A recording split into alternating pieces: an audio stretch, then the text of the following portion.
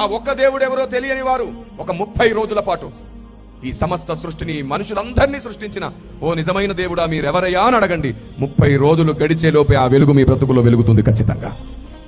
ఏ పేరు వద్దు, ఏ దేవుణ్ణి ఊహించుకోవద్దు, ఏ చర్చి, గుడి, మసీదు ఏమీ వద్దు, ఏ పూజ, వ్రతం, ఏ బలి నైవేద్యం వద్దు. 30 రోజులు తపస్సు చేసినట్టుగా దేవుడా మీరెవరు, మాకు అర్థమవ్వండి దేవా, నిజమైన దేవుడా మీరెవరు అర్థమవ్వండి అని అడగండి. 30 రోజులు అయిపోయే లోపే ఏదో ఒక రూపంలో మీ బ్రతుకులోకి వస్తాడు ఆయన. మీకు అర్థమై తీరుతాడు. ఎందుకంటే నిజముగా యథార్థంగా మొరపెడితే ఆయన సమీపం, ఆయన వచ్చి తీరుతాడు.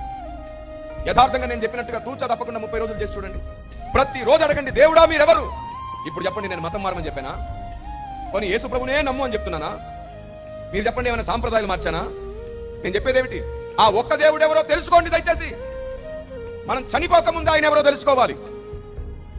మతాన్ని అడ్డు పెట్టుకుని గొడవలు పడకండి, దేవుళ్ళ పేరట వివాదాలు తెచ్చుకోకండి.